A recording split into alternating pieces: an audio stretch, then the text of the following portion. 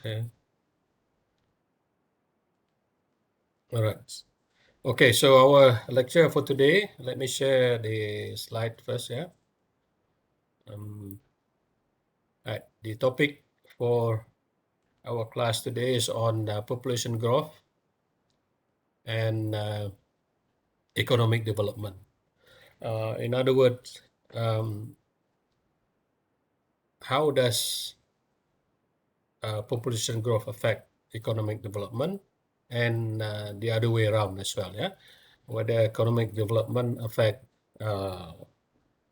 population growth in a particular country.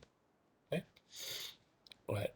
And I remember last night I also uploaded on Elip two videos. In fact, if I don't even deliver this lecture today, you still can get information from the video that I have uploaded um, from YouTube, yeah, um, which exactly describe the situations regarding the impact of population growth on economic development. And also, for example, on China, as was indicated or as told by the professor who gave the lecture, he was talking about China's case of how they control the population, having the one-child policy, for example, and also the economic development policies to solve the problem of poverty in China. So it's a success story from a very poor country at one time. Um, about so many people, 800 million people were poor in China to now. The number is reduced so much, yeah, and China now is the superpower in terms of economy as well, yeah. Only second to the United States in terms of the um, apa nama tu GDP ataupun GNP, ya. Jadi yeah, so that's a good example.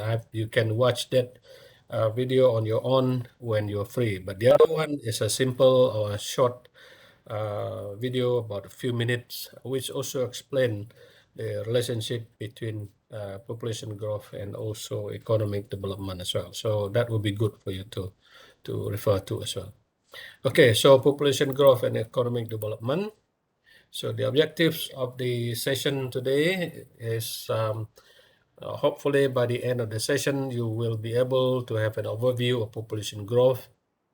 We go there or discuss that topic briefly, and you will understand the trends in the world's population and the stages of population growth, and also to be able to understand the relationship between population growth and quality of life, and analyze factors contributing to the high rates of birth, yeah, of growth, population growth in developing countries. And last but not least, we will look at some of the uh, policies, examine policy approaches for a population in particular. Yeah, right. So let's look at the world's population, yeah, just briefly. Currently, as of this month, the world population is about 7.9 billion people, yeah, as of November 2021, based on the United Nations estimates. Okay, and it is expected to be by the year 2025, and be close to about 8.5 billion. That's not far away, yeah? Just another 4 or 5 years away. We will hit a figure of more than 8 billion and probably close to about 8.5 billion.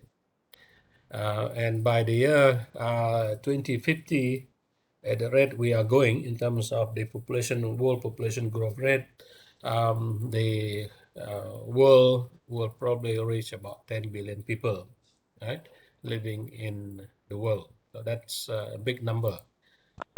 So more or less every year, we have an additional of about 87 million people.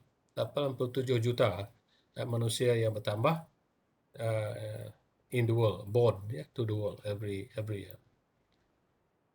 And what is also amazing is the fact that more than 85% of the world population will be living in the third world countries ataupun di developing countries. Okay? Jadi negara yang sedang membangun ataupun kurang membangun. 85% daripada penduduk berada di kawasan tersebut ataupun negara-negara tersebut.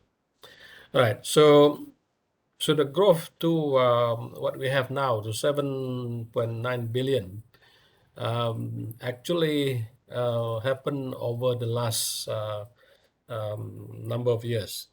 If you look at the beginning, the population of the world, the first 1 billion was only hit in 1804. The first 1 billion population di dunia ni pada 1804. And then the growth was quite slowly until the year 1927.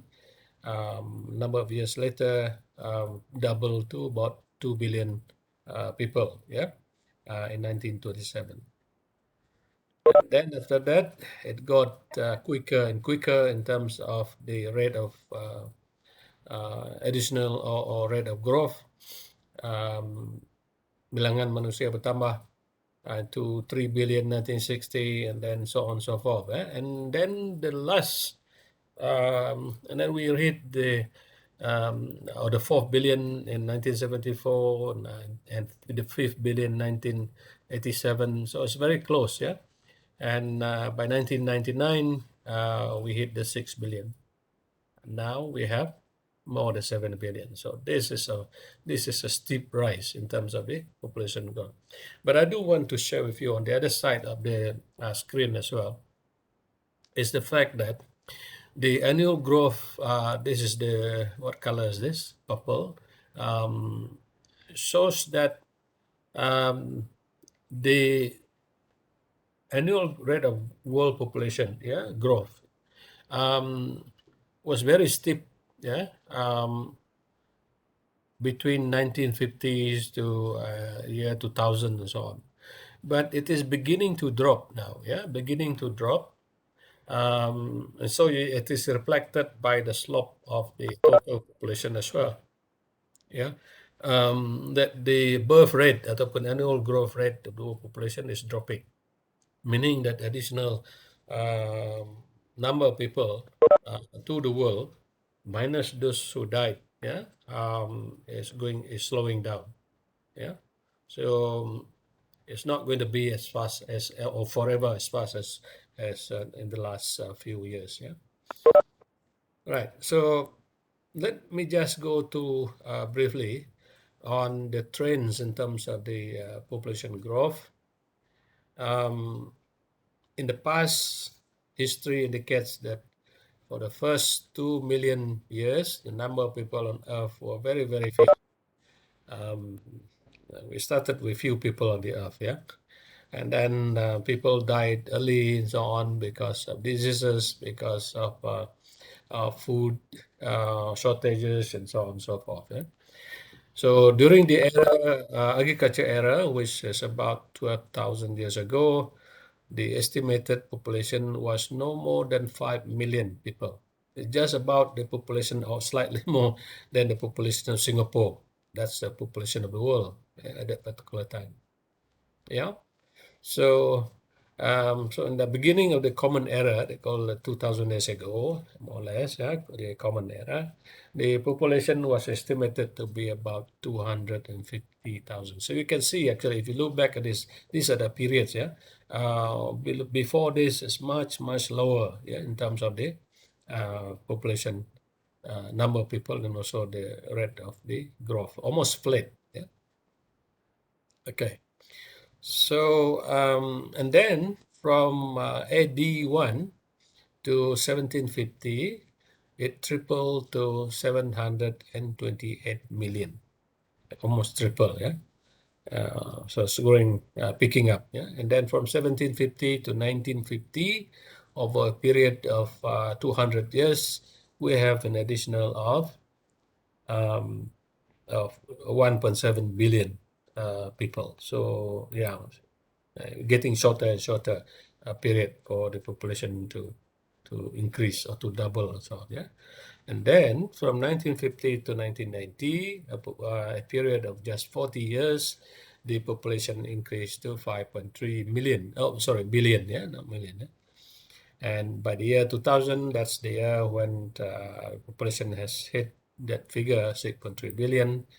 And according to the to the United Nations, the world population reached 7 billion exactly on October 31st, 2011, 10 years ago, yeah, when that 7 billion figure was reached. Okay, so you can see how fast, rapid population growth in recent years, yeah. I'm using the 2019, was 7.3 billion, but now, as I just checked yesterday, the figure is 7.9 billion, right? To the segi trend, yeah, of the population. Now, if you want to look at this, there is this website, yeah, www.worldometersinfo. You can see um, the population of different countries and also how fast the population grows every second or every minute of the day. Just click on that. Huh? And by the way, let me check with you. Can you see the slide? Yeah. Dapat. Yes. Okay, Yes, this one bro. boleh nampak ke tak? Boleh. Boleh. I'm showing you the worldometer. Boleh nampak? Ah? Website kah, doktor? Okay, I don't think you can see. You just saying my slide, right? Is that so? Yes.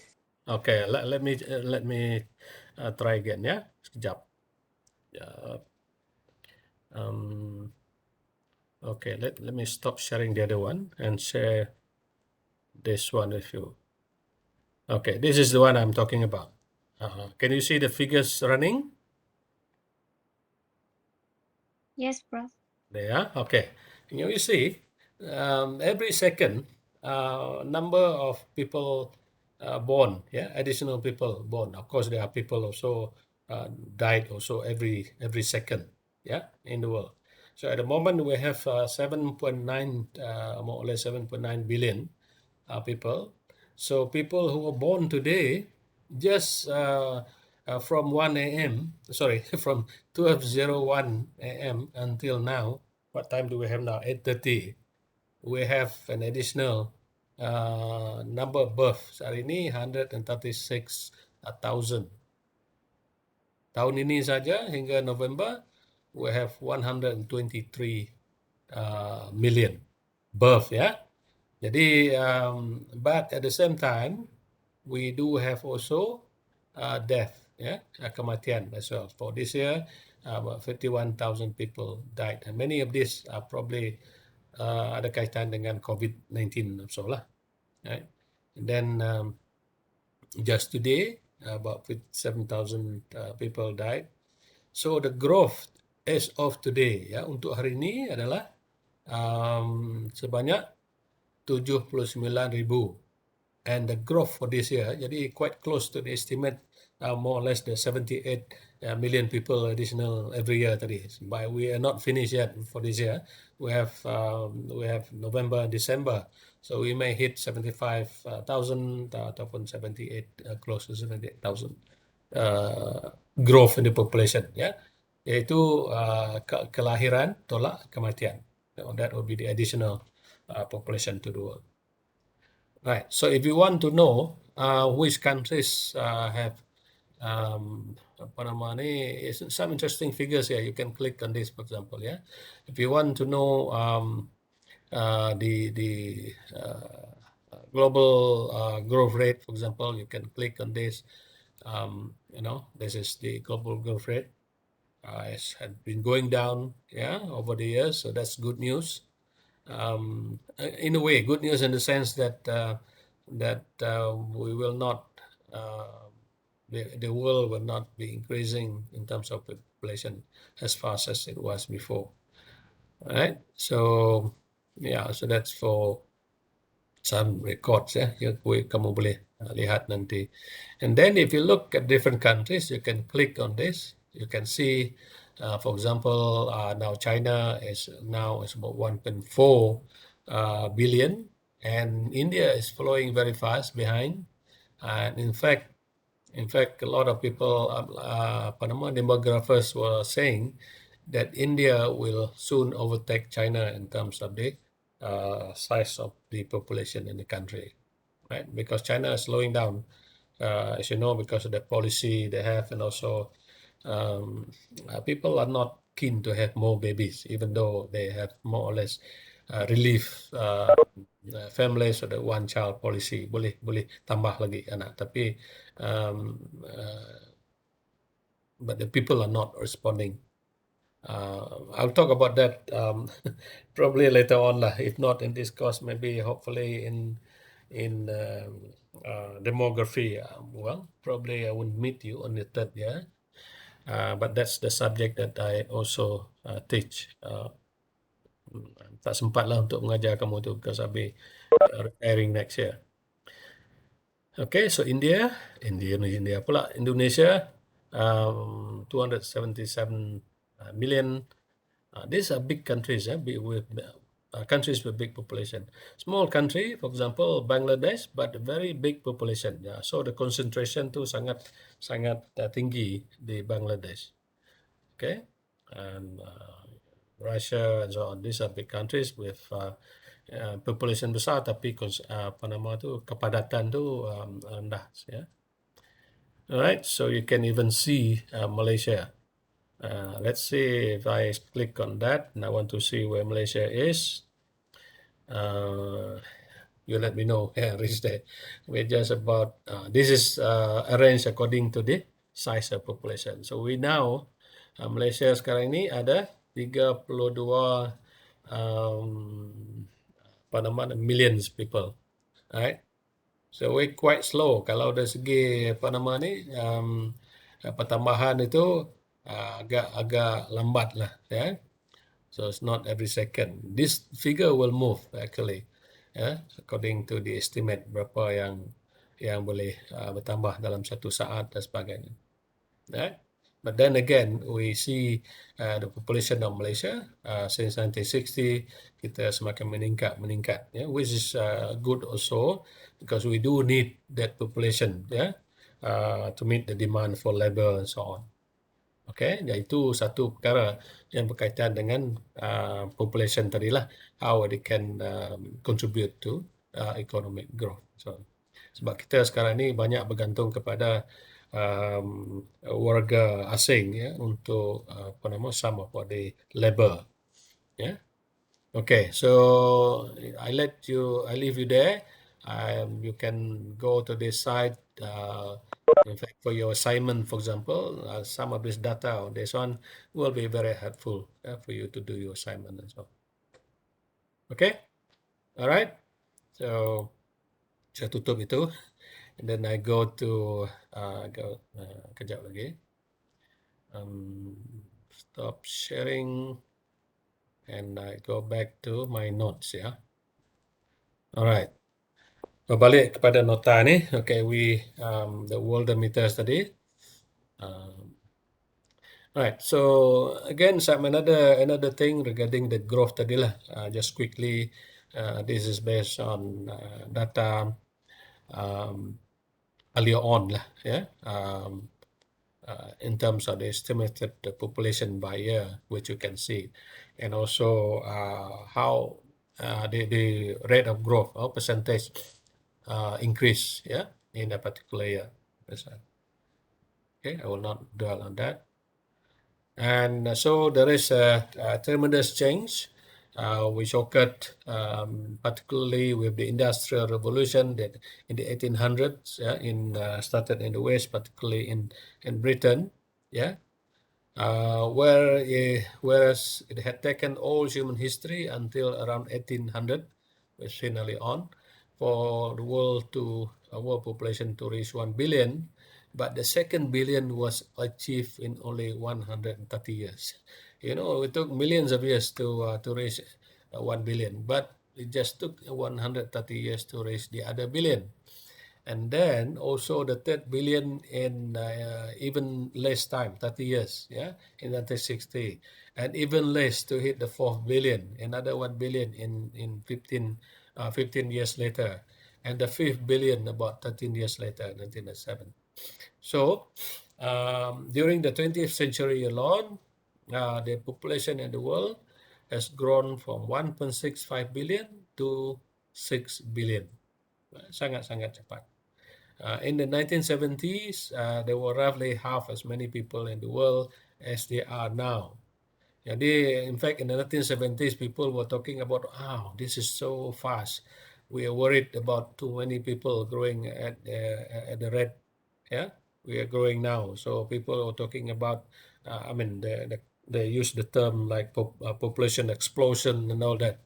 Tak tahulah kamu pernah dengar ke tidak, but that was the term they used to describe the situation when there was a sudden high rise in the population.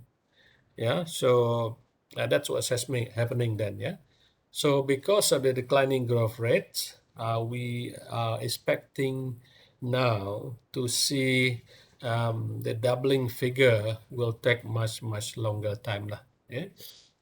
To reach maybe, let's say, from 6 billion to 12 billion. Okay. See, the concept of doubling times tadi, for example, how long does it take to reach, to double the figure? Okay, tadi kita kata from 1650 to 1770, to double the population in 1650, to double that figure, it took a long time, 240 years. Okay, but then with increase in growth rate, the doubling time tu semakin pendek, ya. Doubling time itu bermaksud time required for the population to double in size, right? So jadi semakin dekat ya, ataupun pendek ya masa. Tapi ya faktor yang menentukannya of course is the growth rate tadi lah. So the lower the growth rate, percent, the longer it takes. The higher the growth rate, semakin rendah. Yeah, so yeah, that's the relationship. Okay, the same thing. Some of the reasons, why this sudden rapid growth, particularly around this period here, the very steep rise. Okay, the slow to sudden growth. The slow growth in the beginning was mainly attributed to famine. Sorry, I didn't. I should penjam. Let me correct that. Oops. Let me correct that. Wow. I did that. Hilang tadi kah? Can you still see?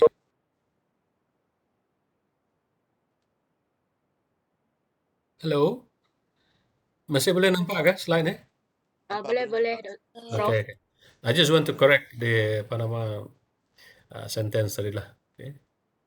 All right. So, okay, due to famine, due to disease, due to malnutrition, tak cukup makanan, and also penyakit, plague ataupun seperti sekarang ni. Just imagine if this COVID-19, I'm quite sure similar things happened in the past also, and nobody has actually have record. Cuma yang kebelakangan ni ada record penyakit dan how many people died from certain diseases and so on, outbreak, pandemic dan epidemic dan sebagainya. Yeah. So the plague and also the war, peperangan yang berlaku, all those contributed, including internal conflicts atau konflik di antara penduduk sebagainya. Okay, so that contribute to the slow growth in the beginning lah, around this region here, and before. Okay, and then there is a sudden high growth, yang tiba-tiba meningkat, dengan cepat. And those are attributed to, one is the high birth rates, kadar kelahiran yang tinggi. What contribute to that is because of the agricultural revolution, so more food are available, and also due to better health facilities and so on. So high birth rates and also slowing death rate. Jadi kalau kurang mati, kematiannya rendah, kadar kelahiran tinggi, maka ianya akan menyumbangkan kepada rapid population growth rate. Keduanya is the technological improvement, for example, in agriculture and so on, which allow the world or people to grow more food, for the needs of the growing population. Not only food, but also quality food as well. And also, as I said just now, improvement in the health conditions due to the advances ataupun development in medicine, through science and technology. Ini termasuk hospital, facilities, medication dan sebagainya. Right, so that's the explanation for the sudden high growth in the population. There's certain times when ada masa-masa di mana pertumbuhan tu ataupun the growth tu suddenly just dip down a bit, turun sedikit, and those disebabkan contohnya oleh plague ataupun bubonic plague, or Black Death they call it. If you want to know about this, you can Google apa nama Black Death tu. So itu satu apa yang berlaku the one time disebabkan oleh penyakit, yang tidak dapat dikawal ketika itu, and then the steep rise due to improvement in the medicine, hospitalization dan sebagainya. Okay, right. So some of the basic issues, as far as population growth is concerned, is related to the quality of life. Population growth related to the quality of life. While we say that growth in population is good as far as economic growth is concerned, because that contribute to labor force, so, but at the same time, there are also issues as well. One of the major issues is whether or not the third world countries can improve the levels of living for their people, for the population, with the increase in the population, in birth rate dan sebagainya. Okay. Number two, how will the developing countries cope with the vast increase in the labor force? Bertambahnya kelahiran juga menyumbang kepada peningkatan supply of labor, but is there enough employment to absorb that labor force? Itu isunya. And also, what are the implications of high growth rates kepada pertumbuhan ekonomi sesebuah negara? Termasuk food supply, in terms of food security, implications dari segi macam-macam lagi lah, dari supplies of facilities, infrastructure dan sebagainya, education as well. So with the present trend, will the developing countries be able to provide quality health and education for everyone? Ini sudah menjadi satu masalah di kebanyakan negara juga, yang miskin, di mana the country just could not provide proper health facilities, ataupun quality health services and also unable to provide proper education for every children in the country. Is there a relationship between family size and poverty? Adakah semakin besar size family, semakin bertambah atau kemungkinan untuk miskin itu adakah ianya lebih, ya? Ataupun more likely to happen? Itu isu juga. And what are the apakah yang peranan yang boleh dimainkan, ya? What are the rich nations' role in preventing poor nations from accommodating their growing population? Okay, adakah mereka boleh membantu, ya, negara yang sudah maju, maksud saya. Okay, so those are questions that we need to take into consideration, yeah, seriously. Okay, so let's look. Let me switch a little bit to look at the structure of the world population, just for your information. Yeah, in terms of geographic region, more than 2/3 of the world's population are living in the developing nation, negara yang sedang membangun. Itu termasuk negara di Afrika, in Asia, and Latin America, which as some of the estimates made by demographers mengatakan bahawa up to 88% of the world population by the year 2050 will be living in these regions, yeah, Africa, Asia, and Latin America, not in the rich countries. Yeah. So this one, this graph, just to share with you, the more or less the distribution of the world population by regions. Ya, contohnya, this color here, the darker color blue. I'm sorry, this is dark blue color, ya, or almost black. This represent the developing world ataupun developing nations. Dan among the developing nations, the biggest country, of course, is in terms of population size, is of course China and India, and the rest of the world, yeah, which are grouped under the developing countries. Okay, so as you can see from here, the developed countries, this is lighter blue color here, they are, first of all, they are rich countries, and but the population is not growing as fast as those in the developing countries. Jadi itulah jadi isunya. What is going to happen in the future? But negara ini, as we can see, most of these countries are poor, and their resources are also not much. Ya. Jadi untuk menampung kehidupan dan keperluan manusia yang semakin bertambah di negara tersebut, it's a real issue. Alright, so that's in terms of distribution lah, geographic distribution. 2/3 of the world population living in developing nation. And if you look at history in terms of geographical trends as well,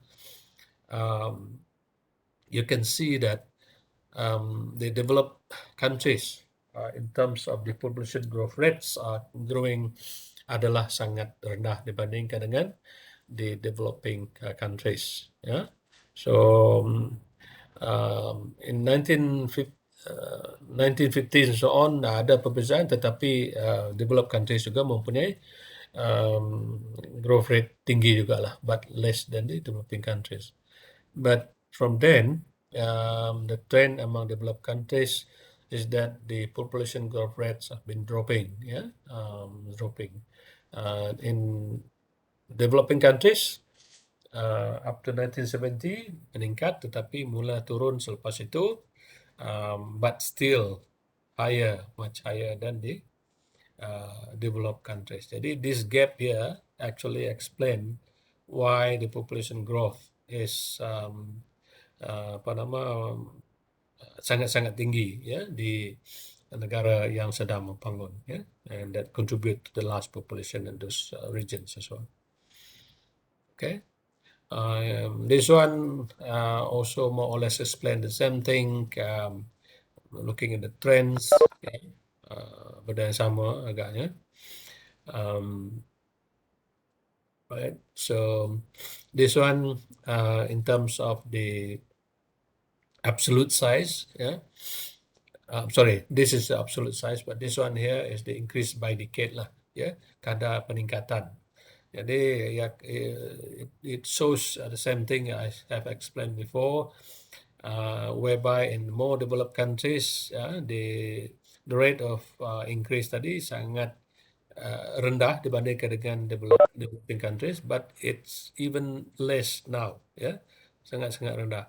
Sedangkan you look at the white one here, in less developed countries ataupun developing countries, the rate of growth tu makin tinggi, Ini pertambahan dari segi population,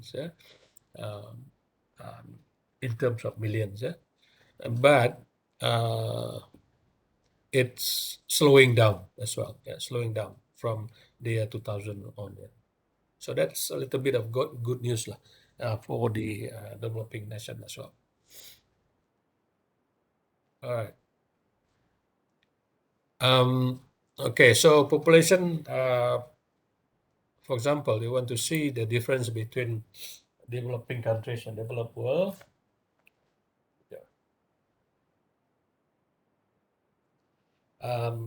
Have you seen a population pyramid before? Population pyramid is where it shows the number of people in different age group, stacked together according to the age group lah, daripada young age to old age in the country. One side is the female and the other side is the population of the males.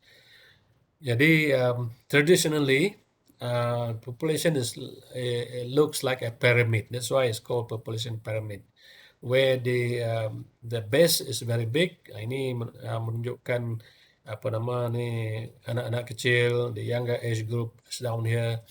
But as the age group goes up, the number of people also decrease. The decrease ini adalah disebabkan oleh kematian dan sebagainya every year and so on, But this one is contributed by the high birth rate down here.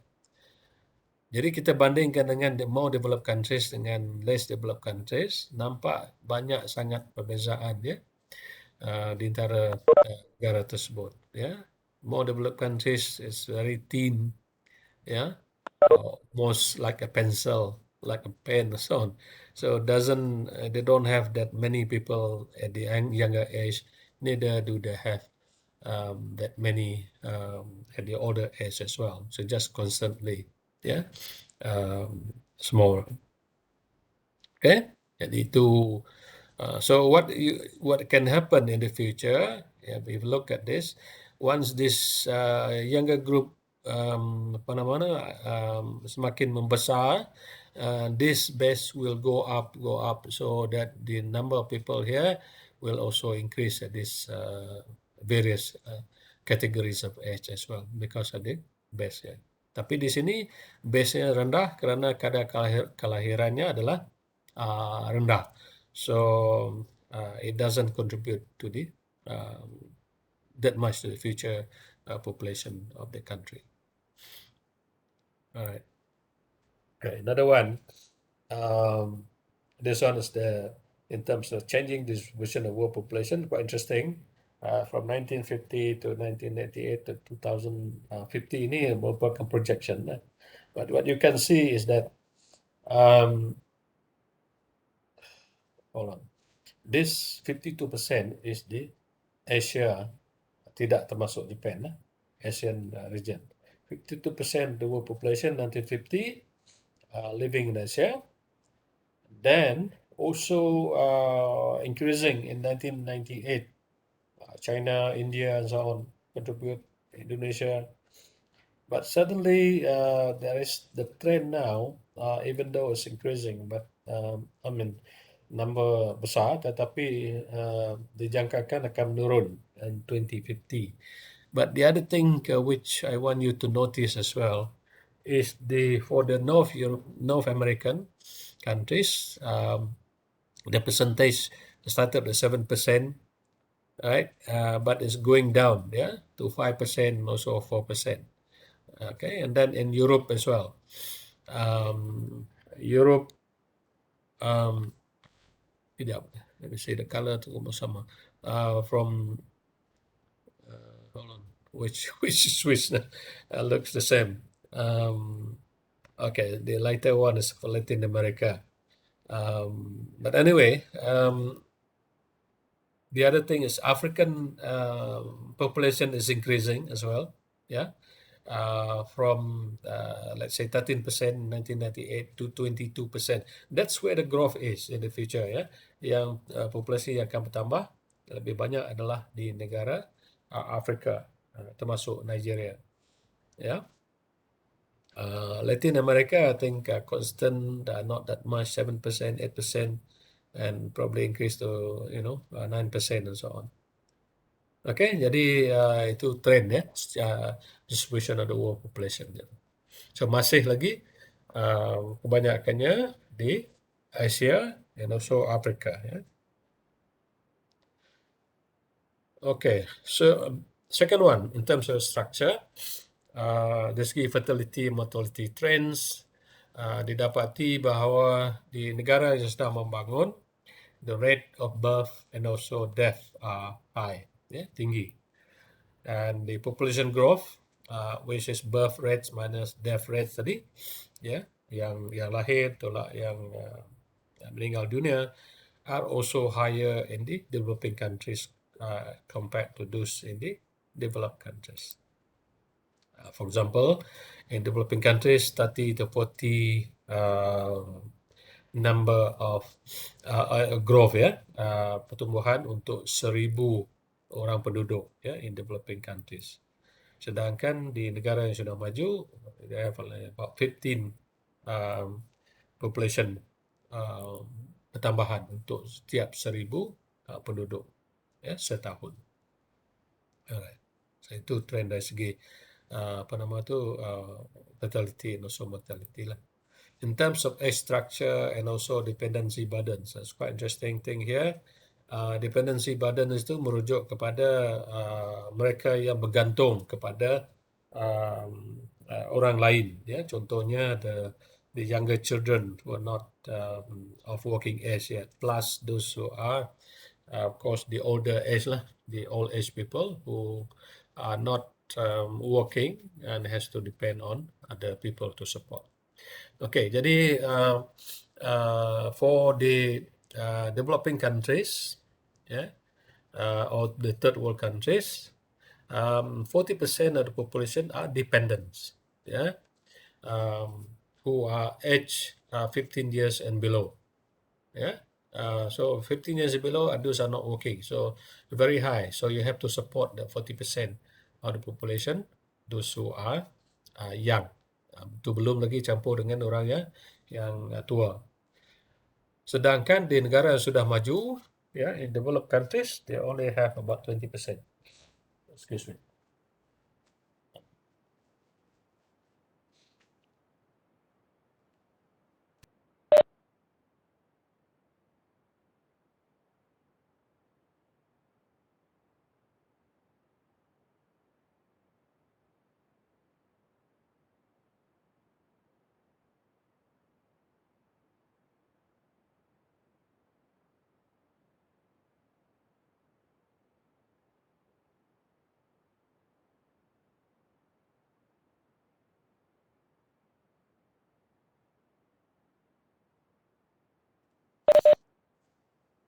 Sorry about the interruption.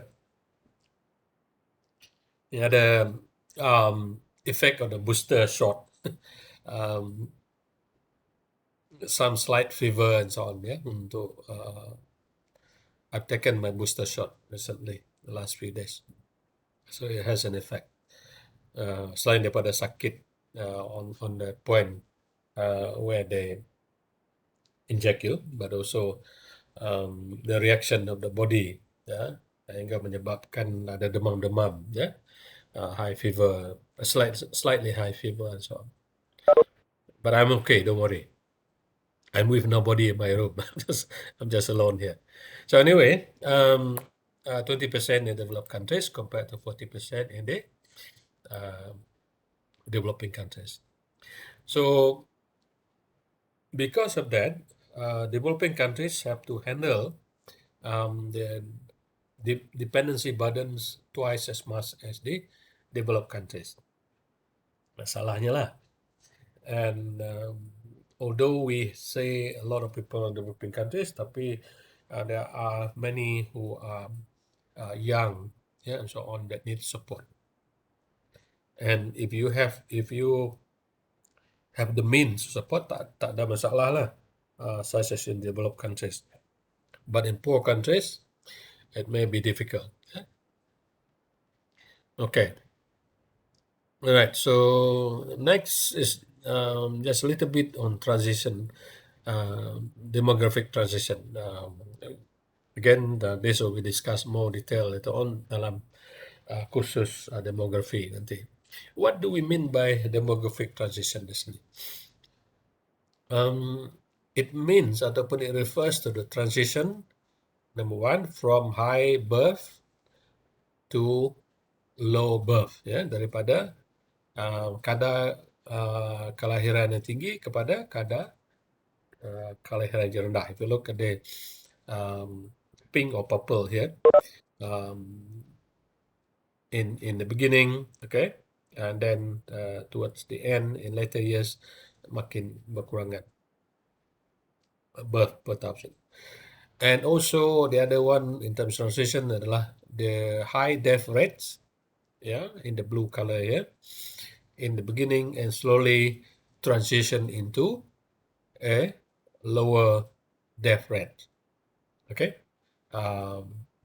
as a result of the development from pre-industrial to industrialized economic system. So this period here is a pre-industrial period. And then as a result of industrialization, now development and so on, there is improvement in health, there is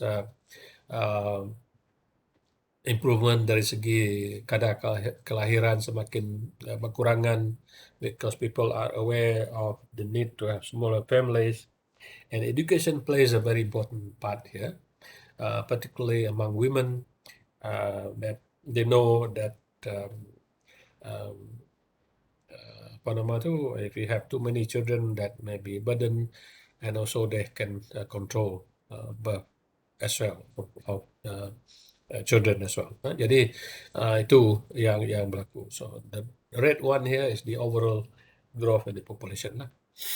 Okay, jadi apa yang masuk ke transisi tadi, demographic transisi adalah perubahan daripada tinggi kadarnya, transition into a lower birth and also death rate. And that is happening, yeah.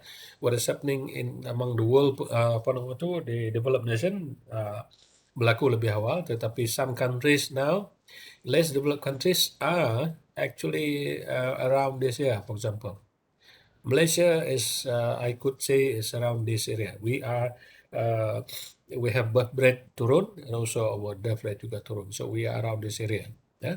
So every country actually seems to be going through this transition period, yeah, the demographic transition.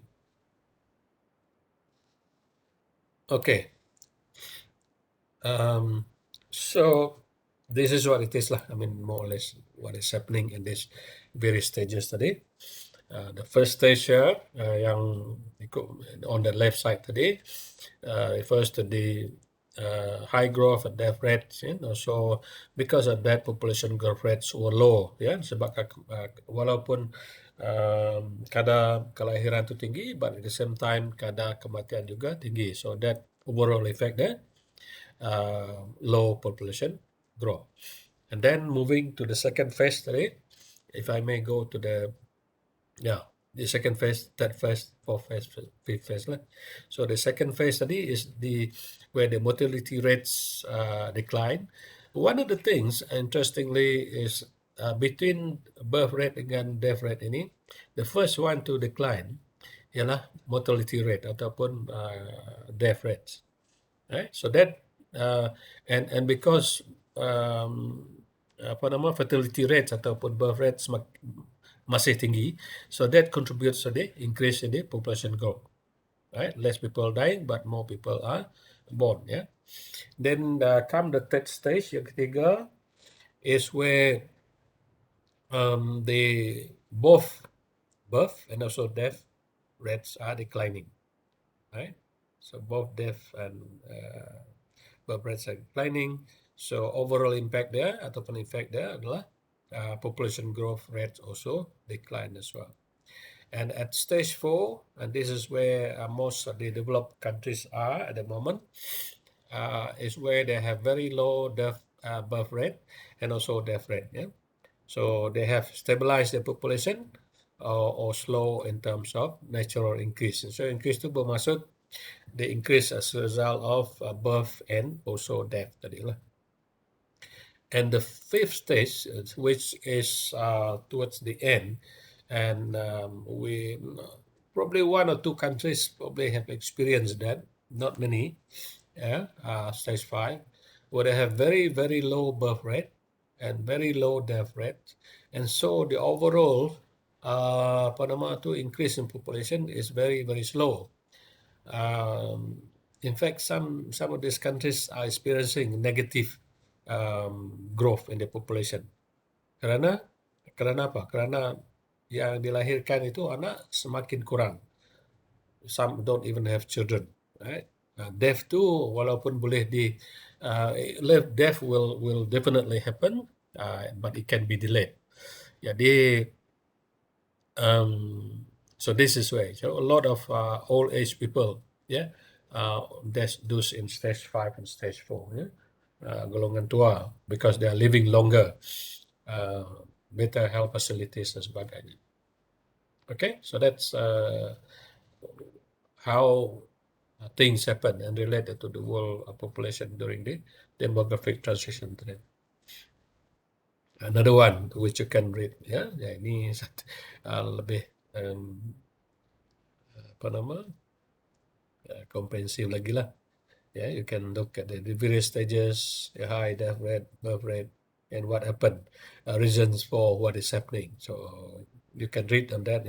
Contohnya for there is stage 1 and 2, many children were needed for farming. So that coincides with the traditional society, and many children die also at the early age.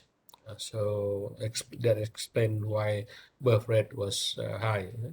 Also plus religious and social encouragement, so no family planning, among people in those countries.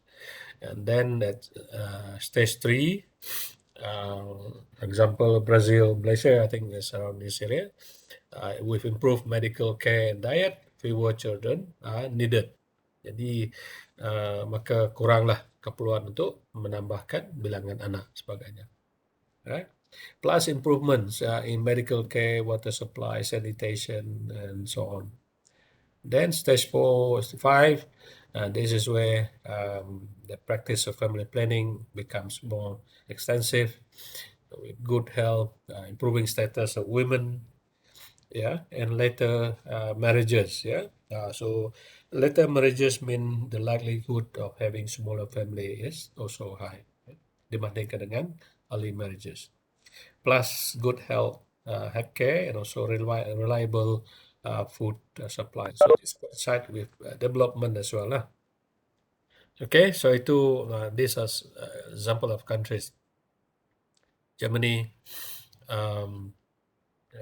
Canada, yang mengalami keadaan kekurangan ataupun decrease in the population. Okay. So the next is the reasons for high birth rate, fertility, in developing countries. There are two theories actually which explain the fertility rates, in developing countries. One is the theory which is known as Malthusian theory, based on Thomas Malthus. Is the name of the person who came out with that theory. Yeah. So, and then the other one is the microeconomic fertility theory, ya, yang cuba menjelaskan pertumbuhan populasi ini. So basically, quickly on this, Malthusian theory ini, Thomas Malthus punya theory mengatakan, dia mengatakan bahawa population will grow at a geometric rate, ya, multiply lah pada 1, 2, 2 ke 4, 4 ke 8, 8 ke 16 and so on. That is geometrical. Sedangkan dia kata food supplies expand at arithmetic rate. Maknanya daripada 1, 2, 2 ke 3, 3, 4, 4, 5, 6. So that is the arithmetic rate. Jadi beliau was worried, ya, that one day there may not be enough food, for the need of the growing population. And also per capita income would fall to subsistence level. Jadi ia ini akan disebabkan oleh peningkatan pertumbuhan populasi yang menyebabkan per capita income jatuh ke tahap yang rendah, subsistence tadi. Okay. So he said increase in economic development, iaitu income per capita, will cause an increase in the population growth. Jadi ada kaitan, economic development according to Thomas Malthus will result in increase in the population growth. So his argument is that people can buy better food, food supply plenty, and then health services, that medication improve and so on, sanitation termasuk sekali. Jadi oleh sebab itu he came out with this idea known as the Malthusian population trap. His idea that later known as the Malthusian population trap, di mana countries one day will be trapped in low per capita income, per capita food for that matter, and population would stabilize at a subsistence level. Itu yang dikatakan trap tadi lah, perangkap tadi, Malthusian population trap. So that was his theory. So the country will not be able to improve because of population. Jadi perlu ada tindakan perlu diambil. So Thomas Malthus believed that population growth needs to be controlled using preventive check. Preventive check di sini adalah birth control methods lah, Tapi kalau birth control methods are not available without such control or check, will likely cause positive check. Positive check di sini adalah termasuk famine, kelaparan, tak cukup makanan, then diseases will take over because of too many people, so people may get sick, and so on. Peperangan juga dia kata, mungkin konflik berlaku, and that secara naturalnya akan mengawal populasi, untuk control the population. Okay. Itu kata Thomas Malthus lah. Okay, jadi this is what he explained dalam bentuk graph, the Malthusian population trap yang dia kata tadi. High rise income growth per capita tinggi, but at the same time that will also contribute to the increase in the population growth rate as well. And then the effect dia akan menyebabkan income per capita tu turun, akan turun. That hingga ke satu tahap what he mentioned as the subsistence level, hanya cukup untuk hidup, subsistence. Okay, tapi walaupun nampak dari segi teori nampak okay juga teori ini, but what happened now, actually people can produce more food. Dia tak nampak ketika itu masa during his time, in the late 700s something, belum lagi industrial revolution at that time.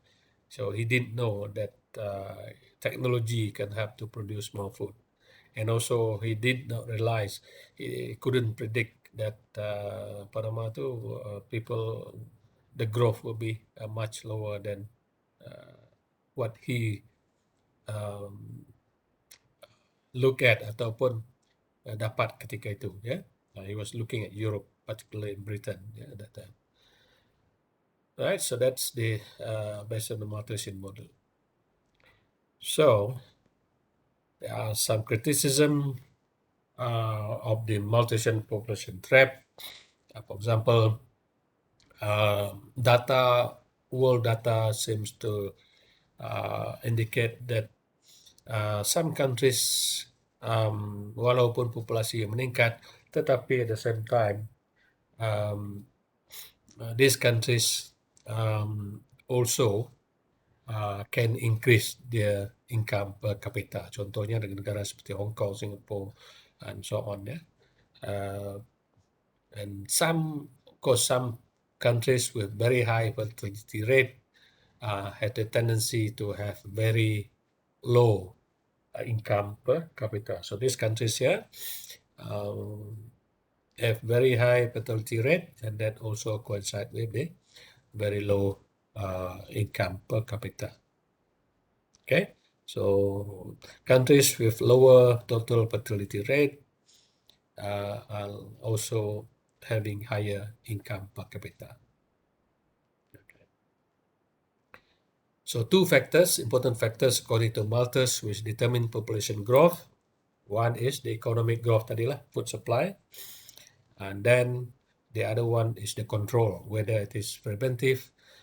Preventive tadi ingat is the birth control, ya, ataupun positive check. Positive check tadi termasuk apa nama tu? Kematian disebabkan oleh diseases, kematian disebabkan oleh apa nama war between people and so on, ya. Okay. Okay, so his theory, unfortunately, came under a lot of criticism, mainly due to the lack of empirical evidence to support. Tadi kurang ya, nampak cantik tapi data tidak menunjukkan ataupun the lack of support from the data from the world. Yeah. So some of the reasons, according to some people, why Malthus got his forecast wrong.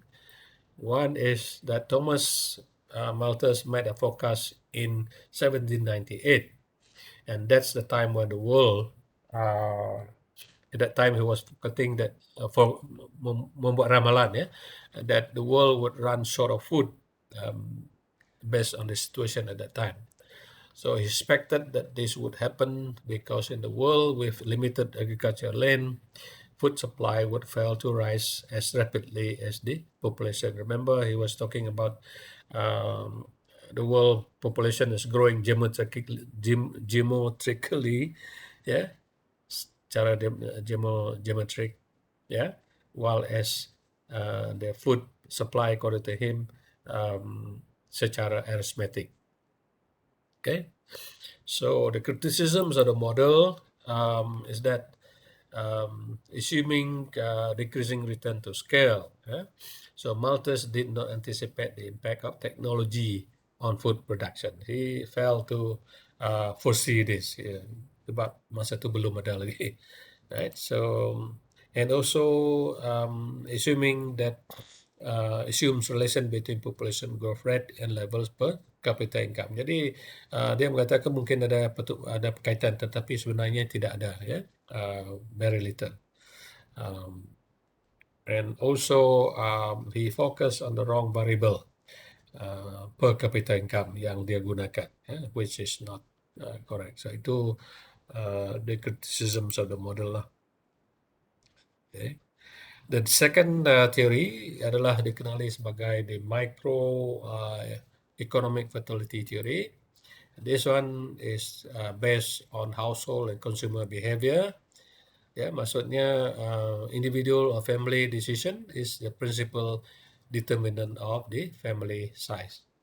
So the decision of the family ataupun individual yang akan menentukan size family. So the interplay between microeconomic determinants of family fertility are understood using theory of consumer choice. Consumer choice di sini kita boleh membeli barang, kita boleh memilih barang. apa yang kita nak, itu maksudkan ya.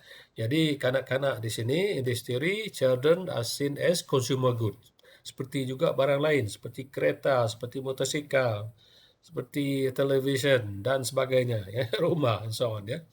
So children are seen as consumer goods, just like any other goods from where families get their satisfaction in life. Okay, so the value attached to the goods, including children tadi, determines the number of children that a family wants as compared to other goods. Mana yang dia mau? They want other goods ataupun they want children. Itu yang pilihan dia. Jadi the decision is family based or individual. Okay, so with increasing household income, of course, yeah, the family can have more children, can bring up or support more children, ataupun they may decide to buy other goods. Ya, sebaliknya. Okay, so and that's a choice, yeah. So people who likes other good may have less children, according to this theory. Ataupun family who prefer children may choose to have children rather than having other goods, yeah. Itu maksudnya. So the cost of bringing up, the second thing is that the cost of bringing up children also influence family size. Jadi the higher the cost of bringing up children, the tendency is that family will have smaller size. Yeah? So in most developing countries, children are often seen as future investment as well. Masih lagi, even di negara kita pun melihat kanak-kanak ini merupakan satu pelaburan masa depan. Particularly if the children are sent to school, they get good education, and hopefully they get, when they finish schooling, they can have better jobs, higher salary, yeah, higher wages, and so on. So that's why the number of children among families in developing countries are still quite big. Yeah, with the hope that some of the children will be successful and that can help to raise the living standard of the family as well. Okay. Right. So moving on, what are the effects of population growth and economic growth? Apakah kesannya? And as I said just now, the video that I have uploaded will be very helpful, yeah, as well when you look at this issue. Tiga views ataupun tiga pandangan di sini. View number one is the pessimistic theory, di mana teori ini melihat population growth is considered a major problem. Yeah, population growth is a major problem, and population growth in this case restricts ataupun akan mengganggu, ya, economic growth, ya, because of the size of the population.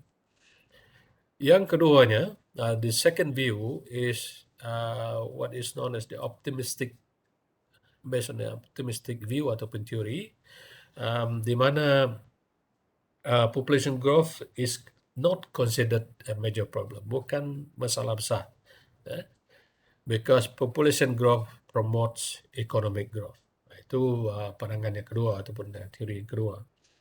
The other one is, of course, neither one or two lah. In other words, the naturalist theory, whereby population growth is independent of economic growth. Okay, so let's look briefly on these three views regarding the relationship between population growth and economic growth. Okay, for those pessimists, they have, of course, certain fear. Yeah, they have fear, ketakutan, for certain reasons. Yeah, so for them, they are concerned about the negative consequences of growth, population growth. Right? They, at one time, as I said, fear of overpopulation. Yeah. So economic growth, it will have a negative consequence of economic growth. In other words, will affect the lower income per capita. And sama dengan apa yang dikatakan oleh Thomas Malthus tadi, ya. His fear was that because of increase in population, therefore the income per capita will be lower. Okay, if that is a measure of economic growth lah. Okay, and then the other negative consequences is that is on poverty and inequality will increase. Yeah, as a result of increasing population. So poor people will bear the burden of population growth. Ketiganya, also with too big a population, too many children and so on, there is problem with with providing educational opportunities. Ada yang tak dapat sekolah, tak dapat dibuat because untuk menampung keperluan for poor countries. Jadi itu some of the negative consequences lah. And also problems in providing health facilities for the large population as well. Semakin besar populasi, semakin banyaklah keperluan kesihatan dan sebagainya. And for poor countries, they may not be able to provide that. Yeah. Also, in terms of food supply as well, yeah, the need to provide for the growing population. Yeah, so if there are too many people, the country may be having problem of providing enough food to the population. Dan ini banyak berlaku sebenarnya in some of the African countries at the moment, yeah, lack of food, malnutrition, and so on and so forth. Sedangkan populasi semakin bertambah, but means of production of food itu tidak bertambah. Okay, so people who are poor don't have enough food, yeah. So that is the fear. So population growth contribute to that problem.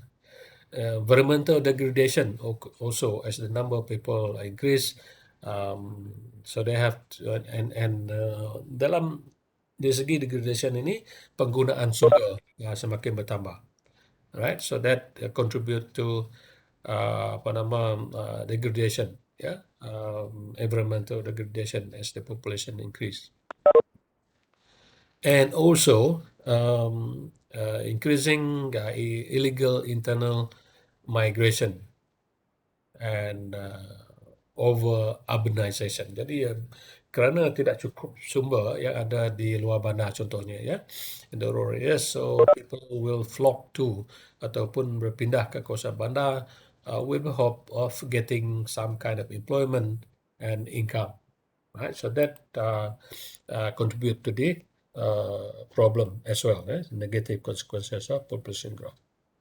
So those are some of the reasons why people think that population growth is not good. Tidak bukan perkara yang baik. So it's going to affect the economic growth in the country. And also the quality of life of people in the country as well. Okay, next, this is the from the the pessimist lah, ya. Pessimist tadi orang yang mengatakan not very positive about it. They have negative feelings about it. Yang okay, so effects of growing population will have impact on housing, impact on healthcare dan sebagainya. I'm just showing this slide I borrowed from the internet, ya. Kesannya terhadap sumber-sumber, ya, makanan, water, resources, energy dan sebagainya. Okay, so growing population needs more energy. How do you provide that?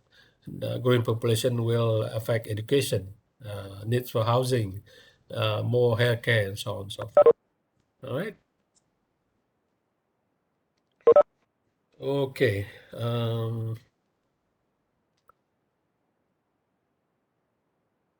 Can we take a 5 minutes break?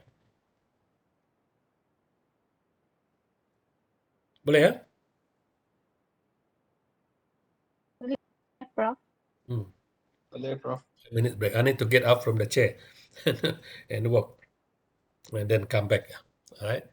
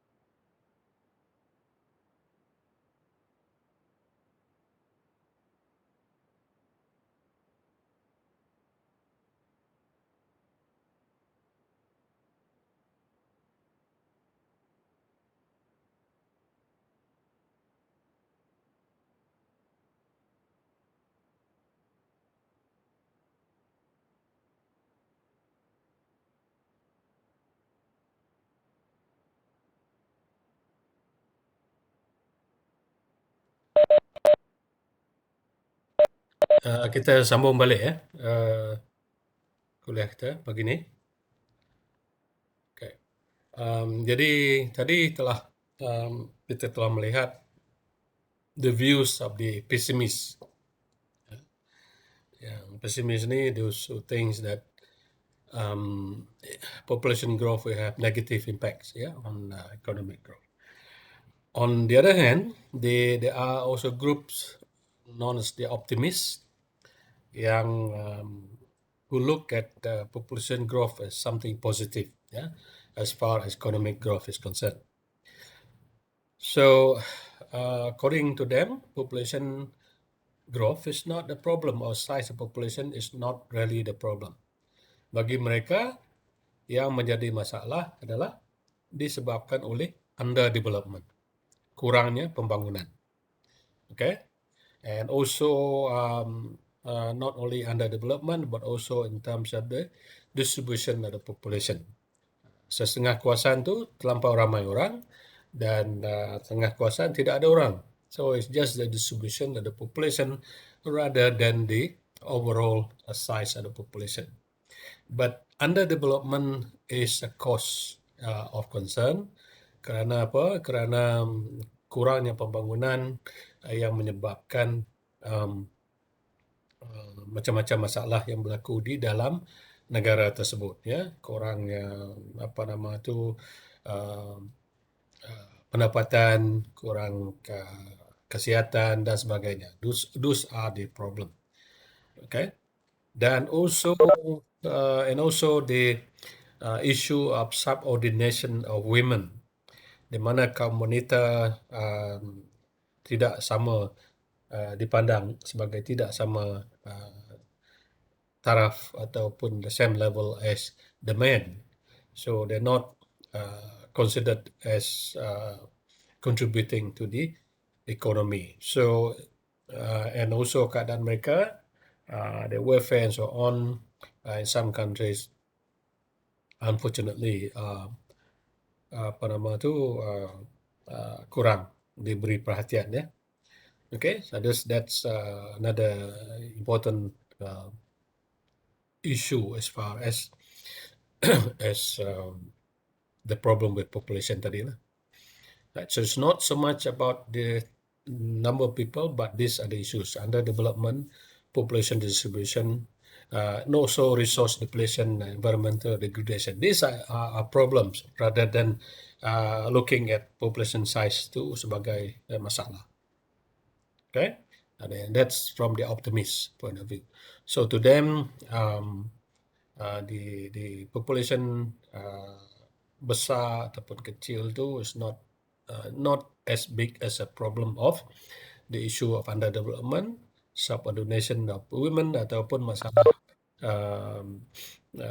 dengan kaum wanita yang tidak diiktiraf sama rata dengan kaum lelaki sebagai contoh, dan concern about environmental degradation, which is a more serious issue atau problem dalam negara dan bukannya bilangan ataupun pertumbuhan populasi. So it is based on the argument tadi, it is only the developed countries, negara yang sudah maju, who views population as a major problem. Ya, yang melihat negara pertumbuhan populasi atau populasi besar itu merupakan satu masalah, ya, but not developing countries. Developing countries do not think it is a major problem. Okay, jadi negara yang sedang membangun melihat pertumbuhan populasi itu sebagai something positif. Tengok sini, ada gambar kamu kah di sini? Sorry, itu gambar di Kuala Lumpur ataupun Singapura, tak tahulah. Ya, di bawah ni. Atas ni, I think this is probably among the workers lah. Yeah, I don't know, India kah ataupun could be Singapore. We don't know. Yeah, foreign workers. But so most developing countries, population growth is seen as positive factor.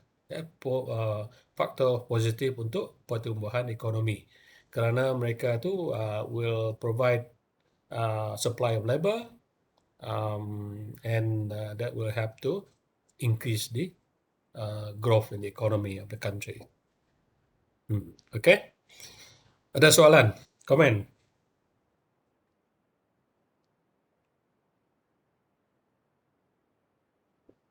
Tak ada? Ada, Prof. Ada? Tak ada? Tidak ada. Tidak ada. Kalau sahabat kata tidak ada. Nadai. Nadai. Orang Iban kata nadai. Orang Melayu tempatan kata siada. Sido. Okay. All right. Okay, so population is seen as positive because increasing population means increasing in the supply of labor, which is one of the, as we have seen earlier on, is one of the basic factor of production as far as economic growth is concerned. So any growth of population and labor supply has all been one major source of growth in history of the world, recorded history. Yeah, it has been the source of growth, economic growth. So it is to be noted that human labor plus assistance from necessary tools, technology, implements, so on, was always and still is the greatest productive assets of nation. Satu aset yang sangat-sangat penting kepada sesebuah negara. Okay. Now you can see, particularly if you look at China, and also Indonesia and so on, even India too, they have so many human labor that the cost of production of goods and so on akan menjadi rendah. So that's an advantage to these countries. Itu sebab sekarang ni di China, anything in the world, almost any goods, you can get from China because China can produce the goods much cheaper than any other country in the world. I'm not saying about quality, but I'm just saying about the goods lah, yeah. So because they can pay less, untuk mendapatkan barang tersebut untuk seorang pekerja. But if you have limited labor, you probably have to pay more. Maybe productivity mereka tinggi, so you have to pay more lah with the use of technology and so on. Jadi, hold on. I remember, did I told you about, I think we discussed that earlier, whereby one of the approach to using technology is to use, to adopt,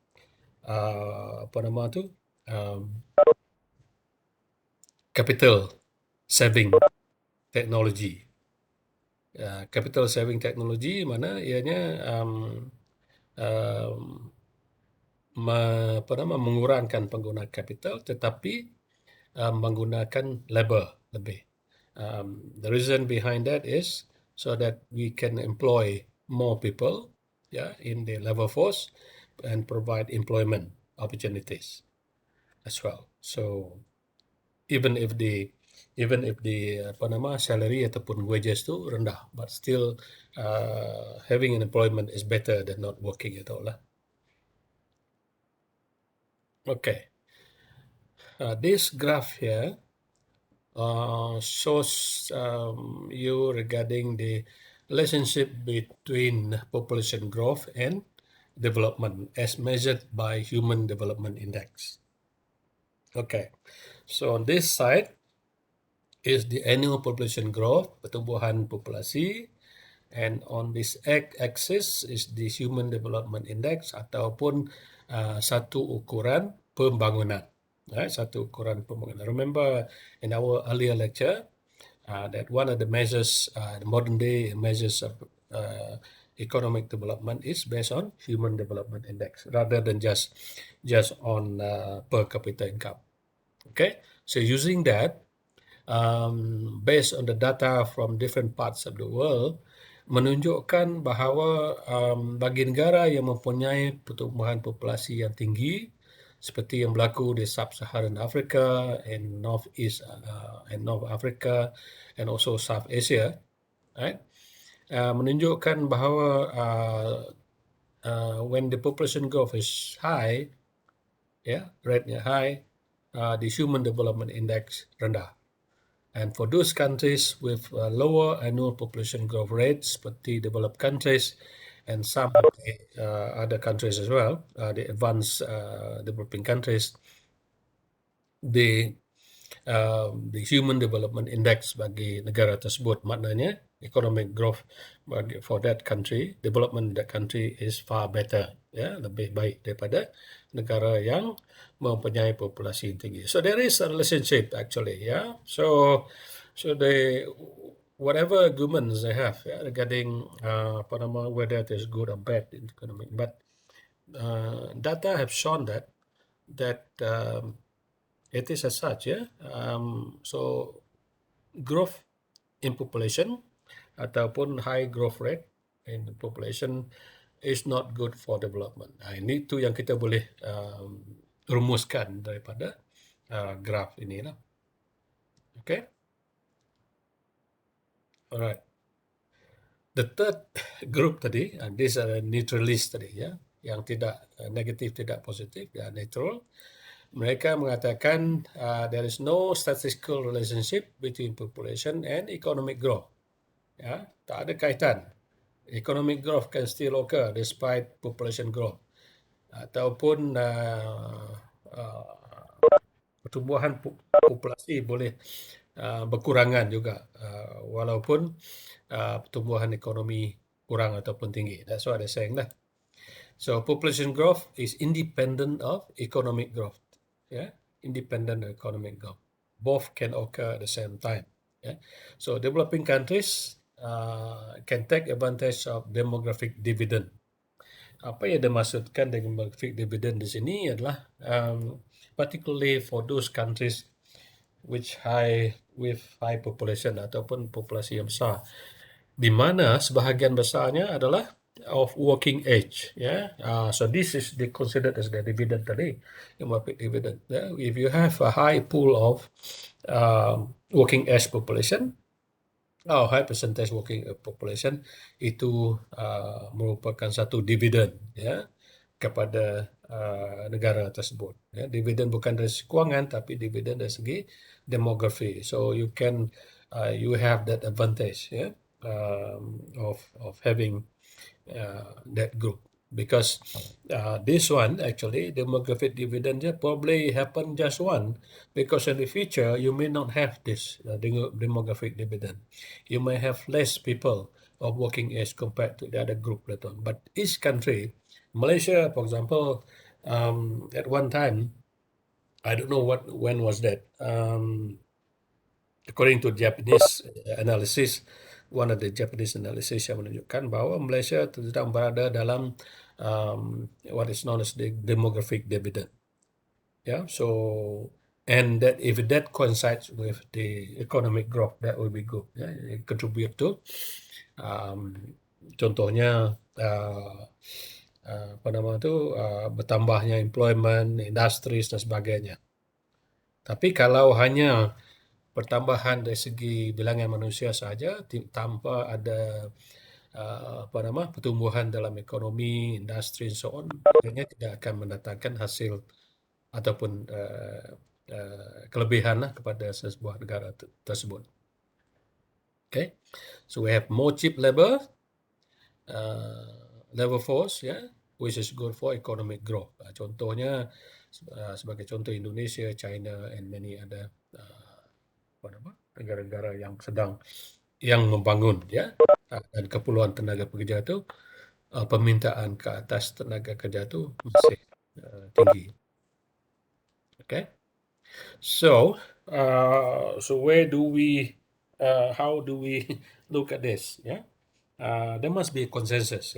So there is a consensus ataupun agreement among the economists, regarding population growth. One is that having looked at both sides of the argument tadi, that population growth is not the main reason for poverty in many of the developing countries and also inequality. Bukan sebab utama yang menyumbang kepada kemiskinan dan juga ketaksamaan ataupun ketidaksamaan di dalam negara yang berkenaan. And also population problem is not only confined to numbers alone, bukan bilangan saja, but the quality of life of the people as well. Jadi it's the quality of the population, not just the numbers alone. So we have to look into that as well, the quality of life of people. But as we have seen earlier on as well, the quality of life of the people, bagi negara yang mempunyai populasi atau pertumbuhan populasi yang sangat tinggi, mungkin agak sukar sikit to provide quality of life to the people in the country as well. But that is not, so the numbers is not so much a problem, but the quality of life. So if people can, have higher quality of life, it doesn't matter the numbers, the number of people in the country. Okay, so however, with high population growth, it can cause a problem of lack of development. Boleh menyumbang kepada kekurangan pembangunan ataupun underdevelopment tadi. Ini dibuktikan oleh several studies, including one studies that shows that indicate that there was an economic development induced population growth, iaitu population growth was driven by economic growth. Jadi apabila pertumbuhan ekonomi berlaku, at the same time population growth also occurs. So if there is economic growth, it's good for the country. It will lead to population growth, but that will be taken care of in terms of problems arising out of the population growth tadi lah, because economic growth boleh menampung keperluan ataupun peningkatan permintaan daripada permintaan yang lahir daripada pertumbuhan populasi tadi. Okay, so the problem is not so much due to the size of the population, but rather because of the concentration. Another point of agreement yang melihat bahawa it's not so much about the population size, but it is the concentration of the people, especially in urban areas, some urban areas. Contohnya di Bangladesh, as we have seen, it's a relatively small country, tetapi populasinya sangat besar. And the concentration of the population in Dhaka, for example, the capital of Bangladesh. That's where the population is. The rural part of Bangladesh is not so highly congested like what it is in the urban areas. Right. So a growing population within a limited geographical area usually puts pressure on the existing factor endowment dari segi sumber-sumber yang ada di situ that will not be able to support the growing population in that area. Okay, So that leads to other problems of unemployment, crimes and so whatnot, and no proper housing, no proper sanitation dan sebagainya. Okay, itu yang point of agreement ataupun consensus among the economists and also thinkers of development today. Okay, so towards the end, looking at the policy approaches, some of the policy approaches regarding population growth. Number one, it has been proven that smaller families is better than bigger families, because then you can provide support, you can provide better care for the family and so on. Yeah. So one of the policy is to educate people to have smaller families. Okay. So as couples have fewer children, population growth will slow down, and that will provide a demographic bonus. Yeah, that countries can invest in better education, can provide better health care services, and also in terms of providing employment, enough jobs for everybody, for example, ataupun untuk golongan tidak terlampau ramai yang unemployed and so on, and other improvement as well. So that is the advantage of having smaller families lah. Yang keduanya, the second policy approach is one that leads to the establishment of family planning to help reduce kaitannya dengan nombor satu tadi lah, that help reduce family size as well. Okay, so it's not just education, but also with family planning as well, the availability of family planning also. Tapi masalahnya sesungguhnya negara tu tidak mampu untuk to adopt ataupun untuk provide the family planning services to the population and the country.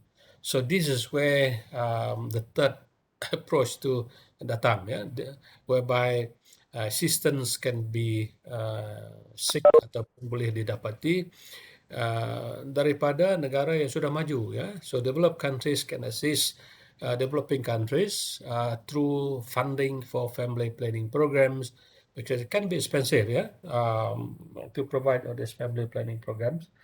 And also another way developed countries can assist poor countries is through their commitment by these countries, the rich countries, to help to eradicate poverty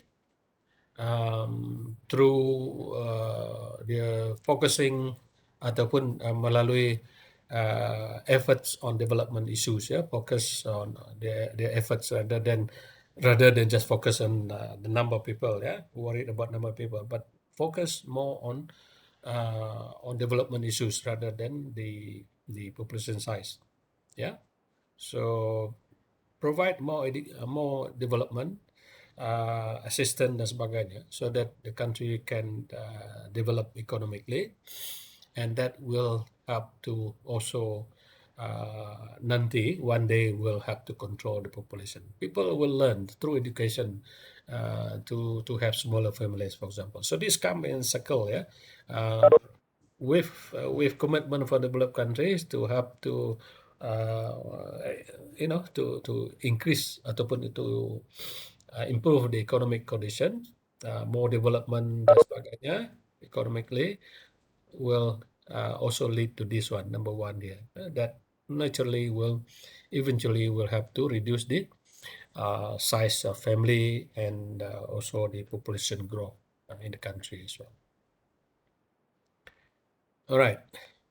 Another issue, remember one of those problem that was raised by the optimist tadi, yang mengatakan it's not so much about the problems of the number of people, but certain sectors, it is a certain sector of the population, especially women, status and economic, social and economic status must be improved, perlu ditingkatkan.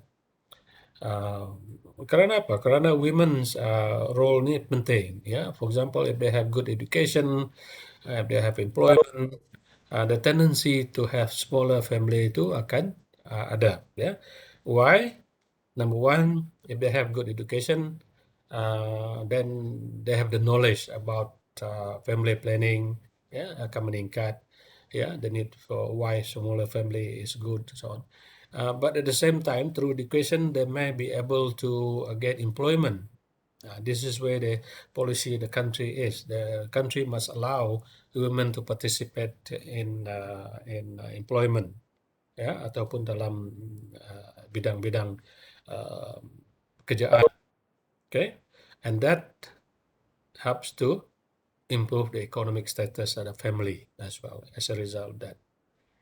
Okay, so through employment, evidence have shown that for women who participate in work, in the employment sector, have the tendency to have late marriages, and that also eventually lead to smaller ataupun birth rate ataupun fertility rate menurun, ya. Because when particularly women, when they married at later age, the tendency is that there be less children for the family. So those are things that occurs in circle, yang one leads to another and so on. Okay, so itu boleh dilihat, ya. And also economic incentive ataupun disincentive. For example, some countries have practiced this in terms of population growth lah. Ada negara yang contohnya at one time in China, because of the high population ataupun bilangan manusia yang ada di China sangat-sangat besar, and so they try to discourage ataupun tidak menggalakkan keluarga yang besar. So they come up with tax system yang ataupun some kind of disincentive bagi keluarga yang mempunyai ramai anak. They only give incentive for the first 2 children, for example, untuk mendapat bantuan untuk persekolahan dan sebagainya. So you have more children, the rest of the children will not get any benefit, for example. Itu sebagai contoh. Dari segi tax juga, the more children you have, you may have higher tax dan sebagainya. Benefits, ya, yang diberi. So these are things which the economic incentive ataupun disincentive yang boleh dilakukan, ya. Singapore, on the other hand, even China now, is the reverse actually. Singapore problem is with very few people and they need a lot of labor. So of course they have foreign labor, but depending on foreign labor is not going to be something that is sustainable. So they want families to have at least 2 children per family, to meet the needs of labor for the future, untuk negara berkenaan. Tetapi apa yang berlaku adalah walaupun insentif itu diberi for families to have these children, macam-macam lah insentif, seperti cuti for husband and all that, untuk diberi kepada suami apabila isteri melahirkan anak, ataupun selain daripada itu tax benefit, dan sebagainya, ataupun bantuan untuk nursery and so on, free. That's right. But the problem is these younger couples now, they are not responding well according to studies lah.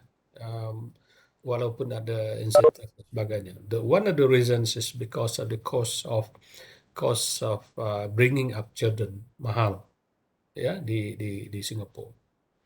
That's one of the problem that they are facing now. In China also.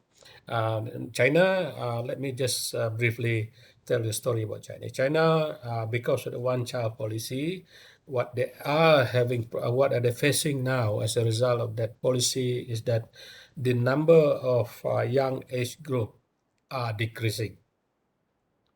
Okay, but on the other hand, the number of old age group are increasing in terms of proportion, in terms of percentage. Jadi, there you see the problem of burden, yeah, burden among the younger generation to support the older generation. Okay, itu pertama. And soon they are also worried about not enough workers as well, because the birth rate semakin kurang.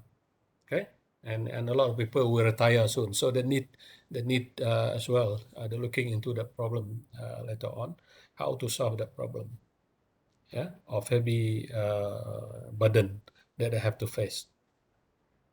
Yeah.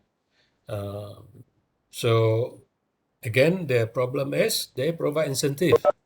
If you have two children, we will support you. We give you subsidies and so on and so forth. Yeah, you can read on this. They are available online.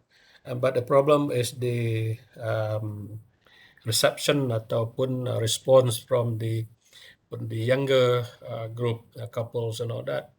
They're not interested in having more children. Walaupun pada waktu dulu nenek mereka dulu, bapa mereka dulu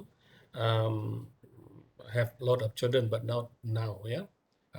Again, it's particularly in the cities, in the urban areas, the problem is with cost of living. Yeah, in the cities, Shanghai, Beijing, and many other, Guangdong, and so on. The cost of living is very high. So, so that is the problem, that people are not responding well.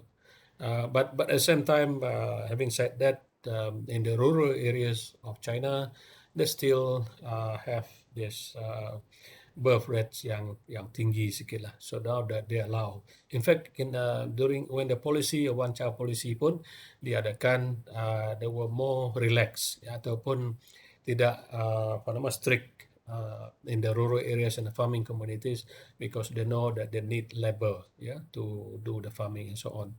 So they're not quite strict in terms of the implementation of the one child policy.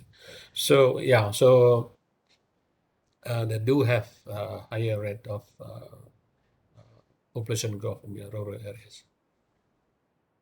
Okay, what else? I think that's about all. No, okay, just to show you, in terms of the impact of family planning programs in reducing the rates of population growth. This figure is just from 1960 to 1990, and you can see from here, this is the before 1960, for example, the date of adoption national family planning di India saja, and then in 1960 to 1964, China, Fiji, South Korea, and Pakistan, 4 countries, yeah, adopt national family planning program. Negara kita agak lewat sikit. Between 1965 to 1969, this is where the majority of these countries began to adopt family planning program, and that's the starting point when actually the rate of growth since the 1970s telah berubah. Rate of fertility, rate of birth telah berubah. Okay, these countries, unfortunately, in some of these countries in Africa and also Caribbean and so on, or later, they came in later in terms of the adoption of family planning, and that explained why the population growth in di negara-negara tersebut masih tinggi, walaupun introduction of that adoption tu bermula, tetapi as you know, some will never adopt, some will take it slowly, some will immediate in terms of adoption. Okay, jadi that's how it is. So it helps to reduce rates of population growth. Another one related to that is the use of contraceptive ataupun family planning, relationship between fertility ataupun number of children ataupun family size dengan contraceptive. Jadi boleh kita lihat di sini, this is the percentage of usage ya, family planning ataupun contraceptive prevalence ya, yang di bawah ni x-axis ini, and on the y-axis is the fertility rate ataupun kadar kelahiran lah. Jadi apa yang boleh kita nampak di sini, the higher the use of contraceptive ataupun the prevalence of contraceptive, the lower is the fertility rate ataupun family size tu kecil, smaller among those countries which adopt or which use contraceptive family planning dibandingkan dengan negara-negara yang ini daripada data yang ada, dibandingkan dengan negara yang kurang menggunakan family planning ataupun prevalence of usage of contraceptive itu kurang.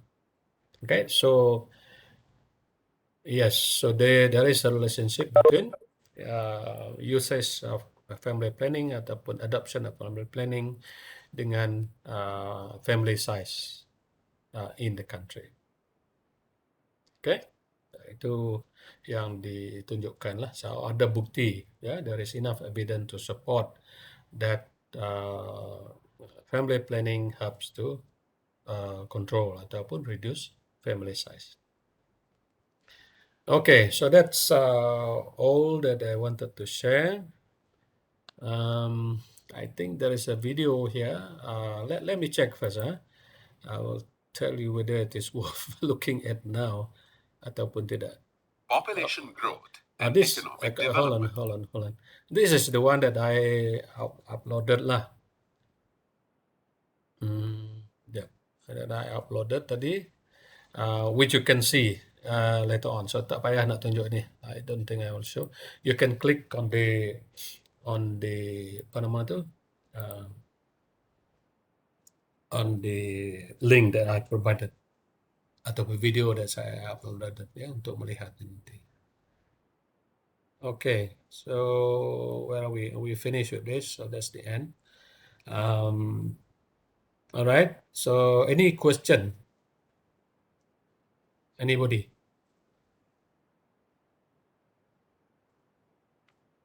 We have a very long lecture today, 2 jam.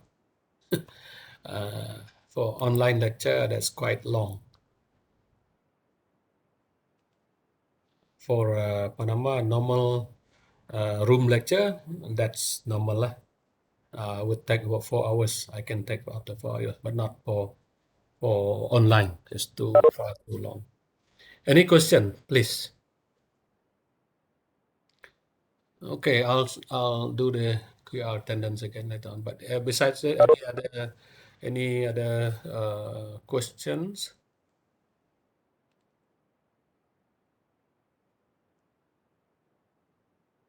Oh, Prof. No question. Okay. Was it clear enough? Boleh faham hubungan di antara pertumbuhan populasi dengan pertumbuhan ekonomi. Okay, so itu sajalah untuk hari ini. Ya. So thank you very much for your attendance today, and I look forward to see you again soon. Kita tak ada cuti, rupanya tak ada cuti. This is tak pernah pun dalam my career as a lecturer that we don't have any 1 week break. I'll check on that if it is true. Minta cuti, Prof. Cuti boleh, tapi kamu tak belajar lah. Kalau minta, Prof. I think they want to, sebab kita dah lambat dulu kan. We started quite late October, jadi kita nakkan teruskan kuliah. I didn't know. I mean, I'm not aware of the arrangement. I just come to teach. Itu yang saya buat lah. So anyway, I'll provide you with alternative lah. Kalau tak ada kuliah pun, I will provide you with alternative means for you to get the information, regarding certain topic. Okay, so thank you very much. For those of you who fail to register menggunakan QR code, boleh gunakan WhatsApp, our group WhatsApp as well. Thank you, Doctor. You're welcome. Okay, so that's all for now. Thank you very much. So, okay. All right, let me stop the recording.